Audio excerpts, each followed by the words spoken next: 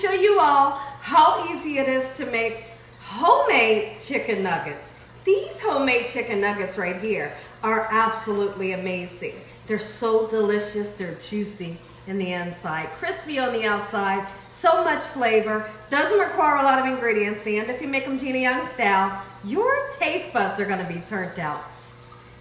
Here are the lovely ingredients you're gonna need. You're gonna need some chicken. I have some beautiful chicken breasts that are boneless, skinless. You will need some flour. This is all-purpose flour. You will need a couple of large eggs. We have some milk. You can also use buttermilk if you wanted to. And a really interesting ingredient, we have croutons. Okay, so we have some zesty Italian seasoned croutons. And of course, you gotta have a couple of dipping sauces. And right here in my pan, I have some cooking vegetable oil. We're gonna be using salt, pepper, and garlic powder. Make sure your hands are nice and clean. Let's get started with this chicken nugget recipe, Gina Young style. Make you some. I hope y'all are having a great day today with God on your side. Now, before we get started, I wanted to talk really quickly. Now, I was supposed to do a live cooking session today where Gina Young was going to show you all how to make honey hot wings.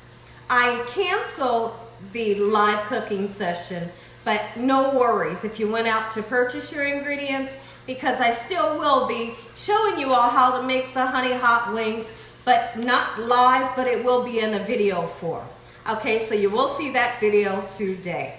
All right, so I apologize for any inconvenience. First thing that we have to do is we need to make up some breadcrumbs. You gotta have a breading for your chicken nuggets, and I decided to get handy dandy and use croutons, seasoned croutons. It's gonna be a power pack full of flavor, okay? Any kind of seasoned croutons that you want to use. I really don't, I wouldn't suggest you use the kind that has cheese on it, because I would think that the cheese would burn when you cook it in the oil. So let's get our croutons here into a food processor. And no worries, if you don't have a food processor like this, you could just take your croutons, put them into a freezer bag, and bang the daylights out of them by using like a rolling pin or a frying pan, okay? You can get them nice and crushed up. So I'll start off with 2 bags here, and we want to crush them until we get breadcrumb consistency. Okay, let's get that going.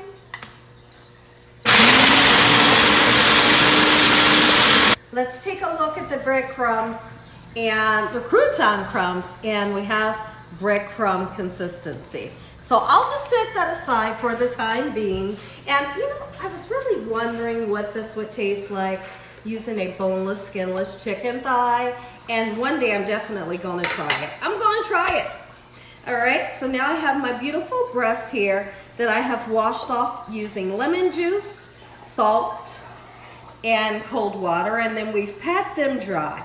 So now if you take a look at the size that I'm cutting the chicken breasts, I want them to all be kind of like the same size. When they're all the same size, they'll all cook at the same time.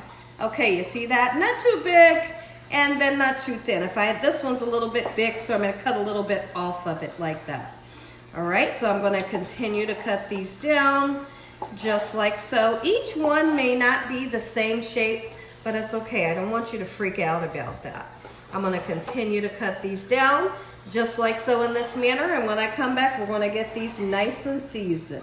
We want for our chicken nuggets to have some good seasoning. So now go ahead and heat up your oil. You wanna cook these at 350 degrees. All right, we're gonna go ahead and season them with salt. We're gonna use some black pepper.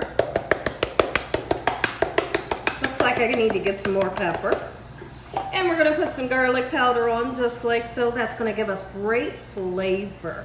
And what we're gonna do is we're gonna let for this meat to set for at least at least a good 15 minutes here on the counter and come up to room temperature. When you bring your meat up to room temperature, it cooks up better. But when it's freezing cold, straight out of the refrigerator, what can happen is the meat, once it hits that hot oil or hits your hot oven, it will kind of seize up because it's so cold. And then from there, when you go to cook it, it'll cook up dry. So I like to always let my meat kind of relax and rest.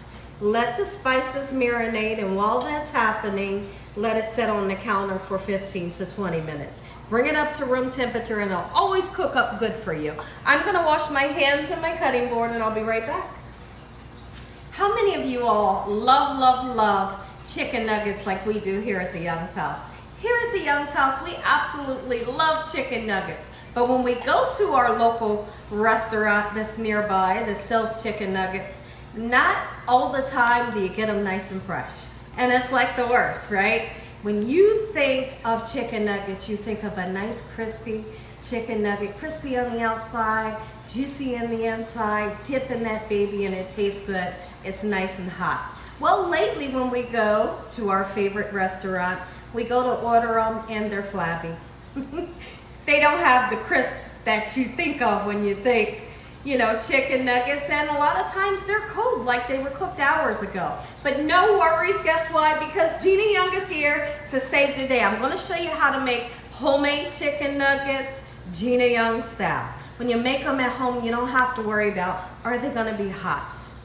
You're going to eat them as soon as they come out that oil, right? They're going to be crispy, they're going to be tender, flavorful, and they're going to be cooked the way you want them. So now what we're going to do, let's go ahead and crack some eggs into our milk. Just put some milk, don't worry about how much, okay? A little over a half a cup is all you're really going to need. Okay, and I got some fresh, beautiful eggs. All right, and now we're making what we call our dredging station. When you have a dredging station and you're dredging something to make a crust to it, you always want to season up your meat, whatever it is, whether it be a pork chop, a chicken breast, or maybe even a steak. Okay, so what you're going to do is you start off with something dry. And the dry part in this situation today is our flour.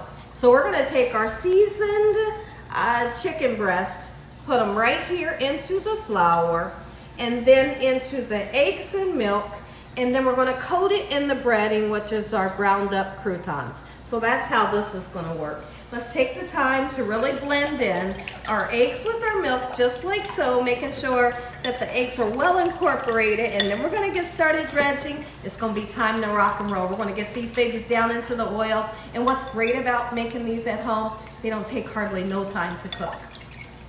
Time to dredge. So when we dredge it in the flour, we're just going to make sure everything's nice and coated.